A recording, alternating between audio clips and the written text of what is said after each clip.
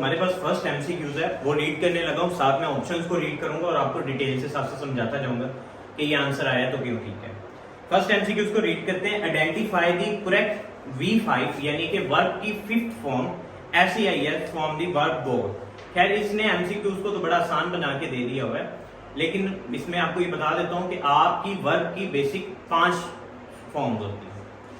V1 और V5 जो है ये ऑलमोस्ट सेम होती है, लेकिन इनमें एक बेसिक फर्क होता है, ये जरा समझ लीजिएगा। आपकी वर्ब की पहली फॉर्म और V5 ये ऑलमोस्ट सेम होती है। जैसे कि यहां पर V1 में V1 जो है वो एक्ट एज अ प्लूरल के तौर पे काम करती है, और जो V5 है that will be act like a singular, ये सिंगुलर के तौर पे काम करती है। अब कैसे, जैसे कि एक एग्जांपल ले लेते हैं, हमारे पास ले लेते हैं एग्जांपल गो की। अब गो यहां पर एक्ट एज अ प्लूरल है। याद रखिएगा, बड़ा ही ज्यादा कंफ्यूजन होती है और बच्चे हमेशा ये गलती कर जाते हैं, वो SEIS समझते हैं कि ये प्लूरल की फॉर्म में चला गया, लेकिन वर्ब की कंडीशन में जब आप किसी भी वर्ब के साथ SEIS ऐड कर रहे होते हो, इट्स मीन वो किस कैटेगरी में जा रहा होता है, सिंगुलर कैटेगरी में जा रहा होता है, प्लूरल कैटेगरी में नहीं फॉल करता। यानी कि अब गो को अगर मैं कर दूं गोज, तो ये इसकी होगी V5 फॉर्म यानी सिंगुलर फॉर्म, और अगर मैं सिर्फ गो लिखूंगा तो ये इसकी होगी प्लूरल फॉर्म जो कि V1 फॉर्म है। सो इसीलिए बस V1 और V5 हैं सेम, फर्क ये है कि जो V1 है वो प्लूरल कैटेगरी को बताता है और जो V5 है वो सिंगुलर कैटेगरी को बताता है। मीन V5 में हम SEIS का इजाफा करते हैं, एडिशन ऑफ SEIS। बाकी S किसके साथ लगता है, ES किसके साथ लगता है, वो हम प्रेजेंट इंडेफिनिट का टेंसेस की सीरीज जब करेंगे तो उसमें आपको प्रेजेंट इंडेफिनिट में ये बात और क्लियर हो जाएगी कि हमारे सिंगुलर के साथ SEIS क्यों आ रहा होता है। तो यहां पर उन्होंने कहा V5 आपने देखना है, तो गो की V5 क्या होगी, एग्जैक्टली मैंने यहां पर मेंशन कर ही दिया, तो क्या होगी, गोज होगी। वेंट नहीं हो सकती क्योंकि गो की जो V2 है, V2 फॉर्म है वो होती है वेंट, और वेंट क्या है, रेगुलर है इरेगुलर है। वेंट जो है वो गो का वेंट नेक्स्ट आती है, तो ये रेगुलर वर्ब है इरेगुलर वर्ब है, इरेगुलर वर्ब है एग्जैक्टली। रेगुलर वर्ब में ईडी आता है, ये भी हमने ऑलरेडी क्लियर किया हुआ है, इनमें हमने सारी टाइप्स ऑफ वर्ब को डिस्कस किया है। लेक्चर नंबर 1 जो वर्ब का लेक्चर नंबर 1 है उसमें आपको ये मिल जाएगा। अब इसकी V3 क्या होगी, गॉन। क्या होगी इसकी V3, gone, go went gone. और V4 क्या होगी इसकी, गोइंग। ठीक है, तो इस तरह हमारे पास जो वेंट है वो तो V2 आ गया, गोइंग V4 आ गया और गॉन V3 आ गया। तो इस तरह जो हमारे पास V5 बनता है वो गोज बनता है, यानी ऑप्शन नंबर सी। तो फर्स्ट वाले का ऑप्शन नंबर सी बन जाता है आपका।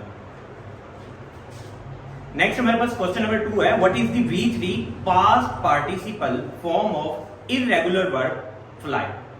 अब उन्होंने बताया भी है कि आपने V3 निकालना है, लेकिन होना कौन सा वर्ब चाहिए, इररेगुलर वर्ब। कौन सा होना चाहिए, इररेगुलर। इररेगुलर वर्ब कौन से वर्ब होते हैं,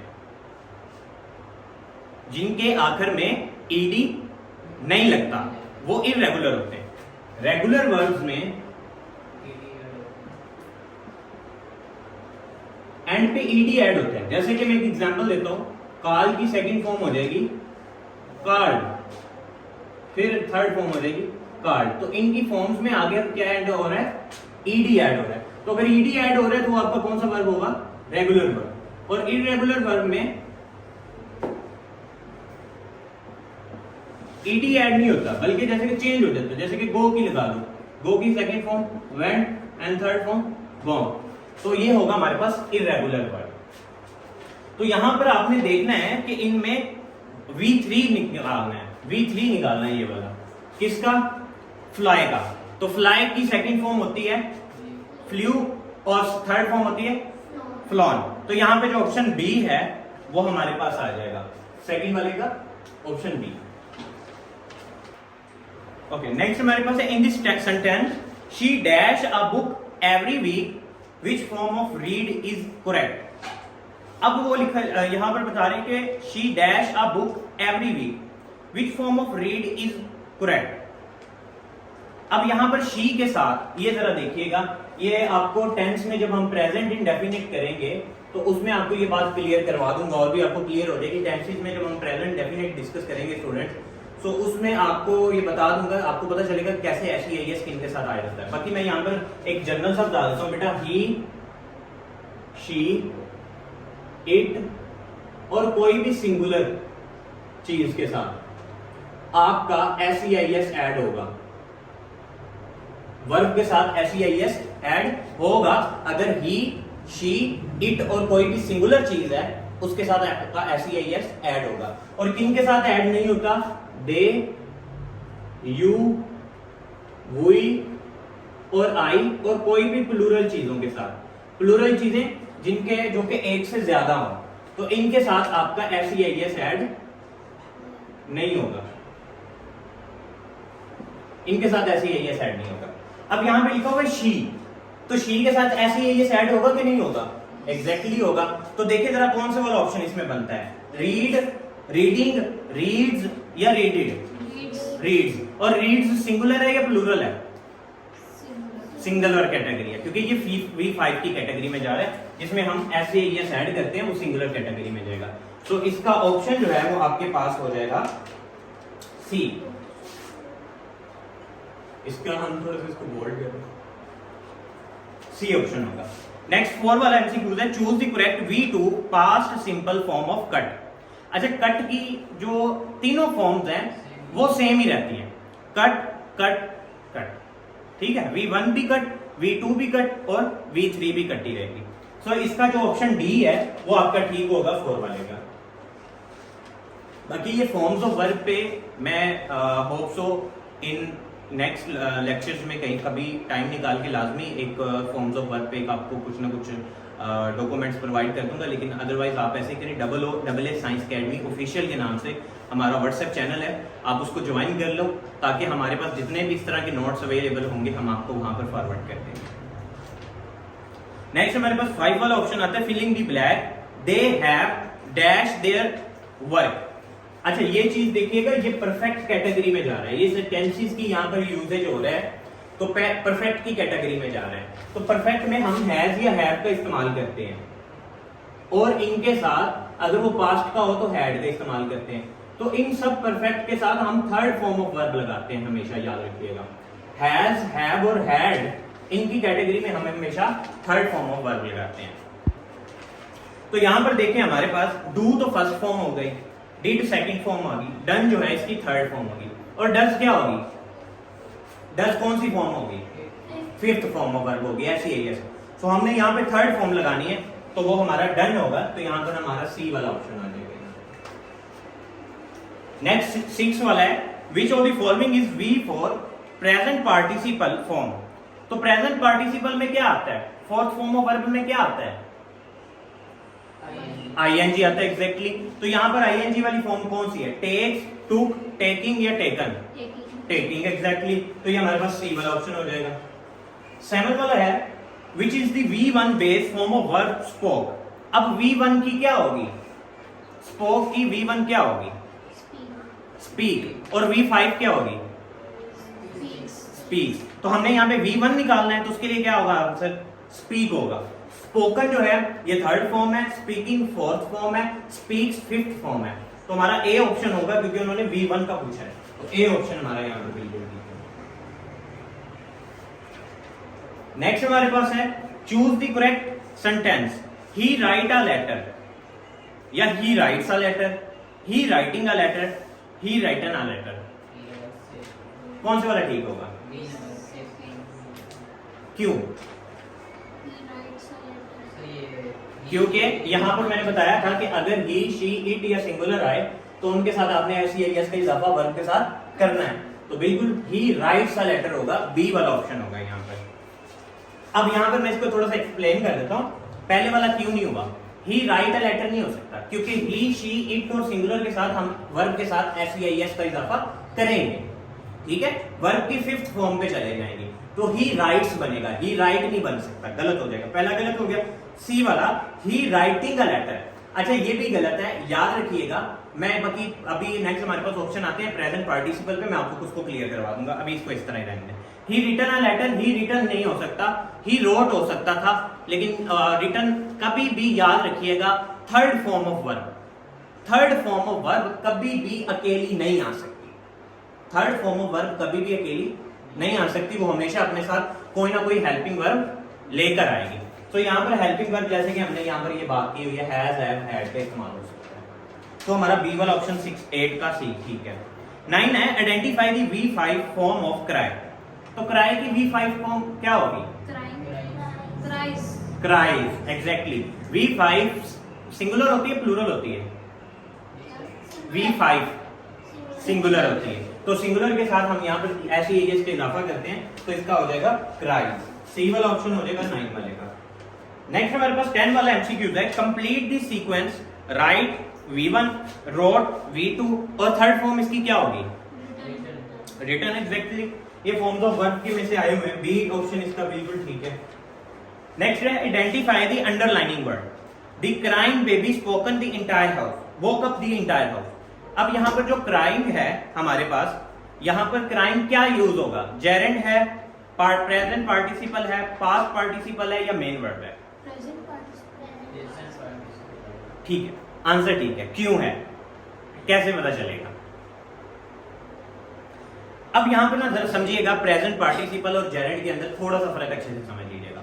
आज मैंने ऑलरेडी जो है वो लेक्चर नंबर 2 वर्ब की यूट्यूब पर अपलोड करवा दिया हुआ है, आप उसको भी चेक कर सकते हो, उसमें तो और भी एक्स्ट्रा ऑर्डिनरी डिटेल में। लेकिन आज मैं एक और क्लू दूंगा कि आपको कैसे पता चलेगा कि ये प्रेजेंट पार्टिसिपल है या जेरेंड है, ठीक है? तो वो जरा से समझ लीजिएगा। अगर आपने देखना है is, am, are, was, were, firstly is, am, are, was, were, इनके बाद आईएनजी वाली फॉर्म आ रही है। Is, am, are, was, were के बाद वर्ब की यानी फोर्थ फॉर्म लिख दूं मैं? वर्ब की फोर्थ फॉर्म आ रही है यानी आईएनजी वाली फॉर्म आ रही है। चलिए मैं और आसान लिख देता हूं, आईएनजी वाली फॉर्म आ रही है, तो वो आपकी कैटेगरी में जाएगा प्रेजेंट पार्टिसिपल, प्रेजेंट पार्टिसिपल की कैटेगरी में जाएगा। अब इसमें एक और चीज ऐड कर लें जरा, एक ये निशानी होगी, एक और बस निशानी ऐड कर लें, आपका प्रेजेंट पार्टिसिपल तैयार हो जाएगा। आपने ये देखना है कि जो आपका नाउन है, नाउन अगर उसको वो मॉडिफाई कर रहा है, नाउन को मॉडिफाई करेगा तो क्या बनेगा? नाउन को मॉडिफाई करने वाले को क्या कहते हैं? Adjective, exactly. नाउन को मॉडिफाई करने वाले को एडजेक्टिव और वर्ब को मॉडिफाई करने वाले को एडवर्ब। ये मैंने ऑलरेडी रिकॉर्ड करवाया। सो यहां पर हमारे पास नाउन को मॉडिफाई कर रहा होगा, तो ये नहीं कि यहां पर क्या बन जाएगा? एडजेक्टिव की कंडीशन बन जाएगी। दो चीजें आपने नोट करनी है, अगर is, am, are, was, were के साथ आईएनजी वाली फॉर्म लगी हुई है या नाउन को मॉडिफाई कर रहा है यानी एडजेक्टिव की कैटेगरी रोल प्ले कर रहा है, तो आपने किस पे चले जाना है? ये क्या होगा आपका? प्रेजेंट पार्टिसिपल, ठीक है? तो जैसे कि अभी इसी सेंटेंस को अभी हम रीड करते हैं, आप समझिएगा। द क्राइंग बेबी, अब क्राइंग के बाद क्या लिखा हुआ है? बेबी। क्राइंग के बाद क्या लिखा है? बेबी। बेबी क्या है? नाउन। तो अब देखो, मैं सिर्फ कह देता बेबी तो भी ठीक था, लेकिन मैंने कह दिया क्राइंग बेबी, रोता हुआ बेबी, तो क्या हो गया? नाउन को क्या कर दिया उसने? मॉडिफाई कर दिया। तो नाउन को मॉडिफाई करने वाला क्या हो गया? एडजेक्टिव। तो एडजेक्टिव का यूज हो जाएगा, तो वो भी किस कैटेगरी में चला जाएगा आपका? क्लियर हुआ ये? जेरेंट। अब आगे नेक्स्ट हमारे पास जेरेंट वाला ऑप्शन आएगा, वो भी आपको क्लियर हो जाएगा। Filling the blanks, I found dash glass on the floor, मैंने एक ग्लास को पाया ऑन द फ्लोर, फ्लोर के ऊपर। ब्रेकिंग, ब्रोकन, ब्रोक या ब्रेक्स। अब ये जरा समझिएगा, आपका जो है ना, आपने एक ग्लास को पाया है जो कि ऑलरेडी टूट गया हुआ है, टूट नहीं रहा, ठीक है? जो ऑलरेडी क्या हुआ है? टूट चुका है। सो जब एक चीज हो चुकी है तो वो हमेशा पास्ट की कैटेगरी में जाएगी। किस में जाएगी? पास्ट की कैटेगरी में जाएगी। तो पास्ट की कैटेगरी में आपका हमेशा second form of verb use होता है। आई found a broken glass on the floor. Clear हुआ ये पॉइंट? के नहीं हुआ क्लियर? ब्रोकन सर, ब्रोकन तो थर्ड फॉर्म में नहीं आ जाएगा। अब देखो, ब्रो, ब्रेक, ब्रोक, ब्रोकन। सो यहां पर हमारे पास आएगा ब्रेक का broken. I found a broken glass, यहां पर थर्ड फॉर्म ही आएगी, ब्रोकन ही इसका आंसर आएगा। अब इसके ऊपर जो है वो ब्रोकन क्यों आ रहा है? Break, I found a broken glass. Breaking नहीं आ सकता, पहली तो बात है ये कंटिन्यूअस प्रोसेस में नहीं जा रहा होगा। ब्रोक भी आ सकता है, ब्रेक्स नहीं आ सकता, और ब्रोकन दोनों ही ठीक है, ब्रोक और ब्रोकन दोनों आ सकते हैं, बाकी इसको फर्दर हम इलैबोरेट कर देंगे। सो इसका ऑप्शन नंबर बी आप ऐड कर दें। 11 वाले का भी बी था और 12 वाले का भी बी है। नेक्स्ट 13 वाला एमसीक्यूज है, choose the correct option, the movie was very dash so I felt. अब यहां पर क्या आएगा? बोर्ड, बोरिंग, बी वाला ऑप्शन है बोरिंग बोर्ड, या बोरिंग बोरिंग, या बोर्ड बोर्ड। हाँ एग्जैक्टली, बोरिंग बोर्ड आएगा। क्यों आएगा ये जरा समझिएगा। पहली चीज है, आपने देखा कि वाज लगा हुआ है, तो वाज की कैटेगरी में हम किसके तरफ चले जाते हैं? फोर्थ फॉर्म ऑफ वर्ब के साथ चले जाते हैं, तो आगे बोरिंग। फिर है सो आई फेल्ट, सो मैंने महसूस किया, बोर्ड आएगा। ठीक है, एक में हमारी प्रेजेंट पार्टिसिपल और एक में पास्ट पार्टिसिपल की कैटेगरी में ये चला जाएगा। तो इसका ऑप्शन नंबर बनेगा 13 का भी बी। 12, 11 और ये 13 का। 14 वाले का, in the sentence she is running in the park, the word running is acting as a. आपका रनिंग जो है वो क्या एक्ट करेगा? रनिंग एडजेक्टिव है, जेरेंड है, पार्टिसिपल है, या नाउन है। So she is running in the park, क्या होगा यहां पर? हम ना रनिंग यहां पर क्या होगा? जेरेंड होगा, प्रेजेंट पार्टिसिपल होगा। उसके ऑप्शन की तरफ देखो, और मैंने ये आपको बताया आपको। अब यहां पर सेंटेंस को रीड करते हैं, शी इज रनिंग, इज आ गया, तो इज के साथ अगर आईएनजी वाली फॉर्म आ रही है तो वो किस कैटेगरी में जाएगा? तो प्रेजेंट पार्टिसिपल इसका आंसर होगा। The dash leave fell from the tree. अब इसका जो है, जो लीव फेडिड हो जाते हैं, यानी कि सूख जाते हैं, वो दरख्तों से गिर जाते हैं, तो ये पास्ट की कैटेगरी में चला जाएगा। तो द फेडिड आएगा, the faded leaves falling from the tree. इसका ऑप्शन नंबर बी। तो 14 वाले का सी एंड 15 वाले का B option number. Okay, 16 MCQs read करने लगे हैं। Next, find the past participle use and an adjective in the sentence. आपने पास्ट पार्टिसिपल निकालना है, लेकिन वो एक्ट एज अ एडजेक्टिव कर रहा हो पास्ट पार्टिसिपल, लेकिन काम क्या कर रहा हो? एडजेक्टिव का। सेंटेंस पढ़ते हैं, the police recovered the stolen car. अब यहां पर आपने मुझे बताना है कि रिकवर्ड होगा, पुलिस होगा, स्टोलन होगा, या कार होगा। कौन सा पास्ट पार्टिसिपल होगा, लेकिन काम वो एडजेक्टिव का कर रहा है, स्टोलन। अब जरा यहां पर देखें, मैं इस सेंटेंस को एक दफा लिख के आपको बताता हूं। The police recovered the stolen car. अब यहां पर देखें तो जो ये रिकवर्ड है, ये पास्ट पार्टिसिपल के तौर पे ये भी आ सकता है, लेकिन यहां पे देखें स्टोलन कार, चुराई हुई कार। अगर मैं सिर्फ कार कह देता, दी पुलिस रिकवर्ड दी कार, तब भी तो ठीक था, लेकिन अब मैं कह दिया कौन सी कार? जो चोरी हुई थी। तो यानी कि जो स्टोलन है उसने कार को क्या कर दिया है? नाउन को मॉडिफाई कर दिया, तो ये बन गया एडजेक्टिव है। ये वैसे देखा जाए तो स्टोल, स्टोलन, ये उसकी आगे फर्दर फॉर्म्स में चला जाता है, ठीक है, लेकिन यहां पर वो एक्ट कर रहा है एज अ एडजेक्टिव, तो स्टोलन इसका ऑप्शन होगा। नेक्स्ट 17 है, filling the blank, it was an dash match. अब यहां पे वाज आ गया है, तो वाज के साथ हम कौन सी फॉर्म लगाते हैं? फोर्थ फॉर्म लगाते हैं, आईएनजी वाली लगाते हैं, तो ये एक्साइटिंग हो जाएगा, बी वाला ऑप्शन। 16 का सी एंड 16 का हमारे पास आता है सी, और 17 का हमारे पास आता है बी वाला ऑप्शन। 18 पढ़ने लगे हैं, what is the underlining word? The barking dog seldom bite. अब यहां पे है द बार्किंग डॉग, मुझे बताएगा कोई कि बार्किंग डॉग क्या होगा? यहां पर बार्किंग क्या होगा? जेरेंड है या पार्टिसिपल है? पार्टिसिपल। मैं सिर्फ कह देता दी डॉग, तब भी ठीक था, लेकिन बार्किंग डॉग ऐसा कुत्ता जो भौंक रहा है, तो यानी कि उसने क्या किया है? बार्किंग ने उसको मॉडिफाई कर दिया है, किसको? डॉग को। और डॉग क्या था? एक नाउन था, तो नाउन को मॉडिफाई करने वाला एडजेक्टिव, तो एडजेक्टिव की कैटेगरी किस में चली जाती है? पार्ट। एग्जैक्टली, तो ये हमारे पास बी वाला ऑप्शन हो जाएगा, 18 का बी ऑप्शन। 19 हमारे पास है having dash the dinner he went to sleep. अच्छा, ये मोस्टली कंडीशनल सेंटेंस में भी चले जाते हैं, तो मैं आपको वैसे जनरल बता देता हूं। याद रखिएगा हैज, हैव, हैड या हैविंग, यहां पे मैंने लिखा था वो आपको पहले भी, हैज, हैव, हैविंग, इनके साथ हमेशा कौन सी फॉर्म आती है? Third form. तो यहाँ पे थर्ड फॉर्म ही लगेगी, फिनिश्ड आएगा इसका, बी वाला ऑप्शन। 19 का बी वाला ऑप्शन ठीक है। 20 है don't touch the dash water. अच्छा देखें, ये है यहां पर बॉइल्ड, बॉइलिंग, बॉइल्स और बॉइल। अच्छा, उसकी जरा सेंस को फील करो ना, तो हम मोस्टली जब कोई चीज काम हो रहा होता है, यानी बॉइल हो रहा होता है, तो हम कहते हैं इसको टच नहीं करना, कि ये बॉइल हो रहा है, यानी कंटिन्यूअस प्रोसेस है।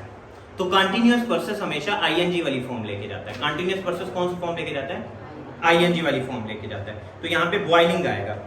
और दूसरी कैटेगरी में भी चले जाओ अगर आप, तो ये यहाँ पर जो बॉइलिंग है वो क्या एक्ट करेगा? प्रेजेंट पार्टिसिपल का। क्यों? अगर मैं सिर्फ वाटर कह देता तब भी ठीक था, लेकिन बॉइलिंग वाटर, ऐसा वाटर जो कि उबल रहा है, तो ये यानी उसको और इलेबोरेट कर दिया, तो बॉइलिंग आएगा, बी वाला ऑप्शन। 19 का बी वाला ऑप्शन। 19 एंड 20 का बी वाला। 21 है नेक्स्ट हमारे पास, identify the underlining word smoking is an injurious to health. Smoking जो है यहां पर क्या होगा? जेरेंड होगा। अब कैसे पता चलेगा? प्रेजेंट पार्टिसिपल तो आपको पता चल गया, अब क्लियर हो गया। जेरेंड को भी जरा अच्छे से देख लीजिएगा। जेरेंड जो है आपके पास,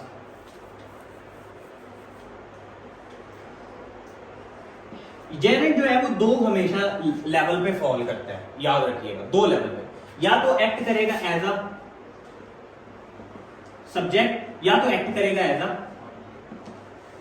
ऑब्जेक्ट। ये याद रखिएगा, जेरेंड या तो सब्जेक्ट की जगह आएगा या तो ऑब्जेक्ट की आएगा। होगा वो वर्ब, लेकिन एक्ट करेगा नाउन के तौर पे, क्योंकि हमारे पास जो सब्जेक्ट होता है वो भी नाउन होता है या प्रोनाउन होता है, और ऑब्जेक्ट भी नाउन होता है या प्रोनाउन। होगा वर्ब, लेकिन एक्ट करेगा नाउन की तरह, और किसको रिप्लेस करेगा? सब्जेक्ट को या तो ऑब्जेक्ट को। तो सब्जेक्ट को या ऑब्जेक्ट को जो रिप्लेस करेगा वो आपका जेरेंड कहलाएगा। तो स्मोकिंग यहाँ पे सब्जेक्ट के तौर पे आई है, तो इसीलिए आप देख लो स्मोकिंग इज इंजurious टू हेल्थ, तो स्मोकिंग हमारे पास क्या हो जाएगी? जेरेंड हो जाएगी। तो 21 वाले का ऑप्शन हो जाएगा बी। नेक्स्ट है 22, what is the function of swimming? I love swimming. अब यहां पर जो है स्विमिंग क्या होगी? आई लव स्विमिंग, जेरेंड होगी। क्या होगी? जेरेंड। अब यहाँ पे दो तीन चीजों को जरा ना नोटिस करें, आपको क्लियर हो जाएगा। ये मुझे पता है आपको थोड़ा सा कंफ्यूजन करता है। प्रेजेंट पार्टिसिपल बेसिकली बताता है कि एक्शन हो रहा है, एक्शन को बताता है, लेकिन जेरेंड एक्शन को नहीं बताता। अब मैं कहता हूं मुझे स्विमिंग पसंद है, कोई एक्शन हुआ? एक्शन नहीं हुआ, मैंने बस अपनी एक बताई है कि मुझे पसंद है, तो ये जेरेंड की कैटेगरी में जाएगा। अगर मैं स्विमिंग करूंगा तो वो फिर आपकी पार्टिसिपल की कैटेगरी में फॉल करेगी, ठीक है। उसके अलावा आप यहां पर देखें, आई लव स्विमिंग, आपका जो स्विमिंग है वो एक्ट एज अ यहां पर ऑब्जेक्ट के तौर पे काम कर रहा है। तो हम आई लव स्विमिंग में ये जेरेंड की कैटेगरी में फॉल करेगा, प्रेजेंट पार्टिसिपल नहीं हो सकता।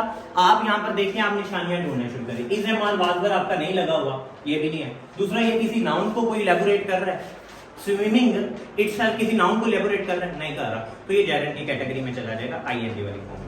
नेक्स्ट हमारे पास आता है डिफरेंशिएट बिटवीन, ये हमारे पास 22 वाले का आंसर होगा सी वाला। 23 हमारे पास है differentiate between two, the running shoes and the running water. दोनों क्या होंगे? दोनों जेरेंड है, दोनों पार्टिसिपल है, एक जेरेंड है एक पार्टिसिपल है, एक पार्टिसिपल है एक जेरेंड है। क्या ऑप्शन होगा इसका सही? अच्छा, इसका जो ऑप्शन है हमारे पास सी वाला ठीक होगा, एक जेरेंड और एक पार्टिसिपल है, सी वाला है। अब क्यों है ये मैं आपको समझा देता हूं जरा।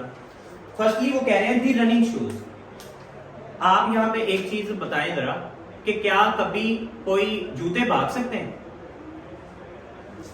जूते तो नहीं ना भागते, इंसान खुद भागता है। तो यानी कि जूतों, यहां पे ये होगा, ये शूज फॉर रनिंग, बेसिकली ये लाइन क्या होगी? Shoes for running. और दूसरा है दी रनिंग वाटर, बिल्कुल पानी बहता है, पानी खुद ब खुद बहता है। तो यहां पर जो रनिंग वाटर है, अगर मैं सिर्फ कह देता, ये लाइन जरा समझिएगा, एक है रनिंग शूज और एक है दी रनिंग वाटर। अब यहां पे देखें, मैं कहता दी वाटर, ठीक है, पानी। अगर मैं कहता दी रनिंग वाटर, बहता हुआ पानी, तो रनिंग ने वाटर को क्या कर दिया, मॉडिफाई कर दिया। नाउन को मॉडिफाई करने वाला क्या होगा, एडजेक्टिव। तो एडजेक्टिव किस कैटेगरी में जाएगा, तो यानी दूसरे वाला चला गया पार्टिसिपल। अब पहले वाला है रनिंग शूज। रनिंग शूज नहीं होते, भागते जूते खुद नहीं है, इंसान भागता है, यानी शूज यूज होते हैं रनिंग के लिए। तो ये होगा शूज फॉर रनिंग। अब शूज सब्जेक्ट हो गया, रनिंग ऑब्जेक्ट की कैटेगरी में फॉल करेगा। सब्जेक्ट और ऑब्जेक्ट की कैटेगरी में फॉल करने वाला क्या होता है, आपका जेरेंड होता है, जो सब्जेक्ट और ऑब्जेक्ट। तो इसलिए ये होगा सी वाला ऑप्शन, जेरेंड एंड पार्टिसिपल होगा ये प्रेजेंट। नेक्स्ट हमारे पास 24 वाला, choose the correct form, she is afraid of in the dark. अच्छा ये याद रखिएगा बात कि हमेशा प्रेपोजिशन जिसमें ऑफ आ जाता है, ऑफ के बाद हमेशा आईएनजी वाली कैटेगरी आएगी। प्रेपोजिशन ऑफ के बाद आपकी कौन सी कैटेगरी आती है, आईएनजी वाली कैटेगरी आएगी। तो इसमें आईएनजी वाला ऑप्शन है, बाकी वो चूज करना है। सी वाला ऑप्शन होता है 24 का। ये हमारे पास 24, 23 का हमारे पास सी रहा है, 24 का हमारे पास सी है। 25 है हमारे पास, in the following sentence ING word in participle. आपने देखना है इनकी सेंटेंस में पार्टिसिपल के तौर पे काम आ रहा है। रीडिंग इज माय हॉबी, आई काट him stealing, he like singing, driving fast is dangerous. अब आप मुझे बताएं इनमें से कौन से वाला प्रेजेंट पार्टिसिपल है, कौन सा सेंटेंस पार्ट प्रेजेंट पार्टिसिपल है। आई कॉट हिम स्टीलिंग। क्यों, अब बात जरा समझिएगा। ड्राइविंग जो आपने कहा 4 ऑप्शन वाला, ड्राइविंग फास्ट इज डेंजरस। अब ड्राइविंग देखें यहां पे एक्ट क्या कर रहा है, सब्जेक्ट के तौर पे ड्राइविंग क्या एक्ट कर रहा है, सब्जेक्ट। तो सब्जेक्ट को रिप्लेस करने वाला या सब्जेक्ट की जगह नाउन आईएनजी लेके आने वाला क्या कहलाता है आपका, जेरेंड कहलाता है। सब्जेक्ट और ऑब्जेक्ट, तो ये जेरेंड की कैटेगरी में बैठा जाएगा। Driving fast is dangerous, driving fast, यहां पे फास्ट कोई नाउन नहीं है, ठीक है, फास्ट कोई नाउन नहीं है, यानी कि यहां पे कोई नाउन भी नहीं है, तो इसीलिए यहां पे जो ड्राइविंग है वो जेरेंड के तौर पे आएगा। पहले वाला reading is my hobby, reading जो है ये एक्ट एज अ सब्जेक्ट के तौर पे आ गया, तो सब्जेक्ट आईएनजी वाला हमेशा क्या होता है, जेरेंड होता है, ये भी जेरेंड में चला जाएगा। सी वाला जो ऑप्शन है, ही लाइक सिंगिंग, तो सिंगिंग जो है यहां पर ये ऑब्जेक्ट की कैटेगरी में जा रहा है और आईएनजी लेके आ रहा है, तो ये आपका जेरेंड में चला है। आई काट हिम स्टीलिंग, अब ये एक्शन है कि एक चोरी कर रहा था तो उसने ऊपर से आके पकड़ा उसको, एक एक्शन। ओके, नेक्स्ट हमारे पास है 26 वाला, filling the blanks with correct form which look forward to dash you. अब टू भी यहां पर प्रेपोजिशन है, तो मैंने आपको लास्ट टाइम भी बताया कि प्रेपोजिशन के बाद आपकी आईएनजी वाली फॉर्म आती है। यहां पर लास्ट टाइम ऑफ और टू, इनके बाद आपकी आईएनजी वाली फॉर्म आएगी। तो 26 में आप देखें आईएनजी वाली फॉर्म है मीटिंग, सी, तो सी ऑप्शन होगा। 27 है हमारे पास, identify the error, the broken window needed fixing, so the wounding boy left. अब यहां पर जो गलती आपने देखनी है, गलती आपकी आएगी वाउंडिंग की, क्योंकि ये कंडीशनल में भी चले जाते हैं कि जब आपका एक पास्ट में चल रहा हो तो अगला कभी भी कंटिन्यूअस में नहीं चल सकता, वो भी पास्ट में जाएगा, तो वाउंडिंग यहां पर मिस्टेक है, सी वाला ऑप्शन गलत है। 28 है हमारे पास, he denied dash the money. अच्छा कुछ वर्ड्स लिख लें यहां पर, डिनाई, एंजॉय, एडमिट और अवॉइड, ये हमारे पास कुछ वर्ड्स हैं जिनके बाद हमारी आईएनजी वाली फॉर्म आती है। तो डिनाई के बाद आपकी आईएनजी वाली फॉर्म आएगी, स्टीलिंग आएगी, सी वाला ऑप्शन 28 का।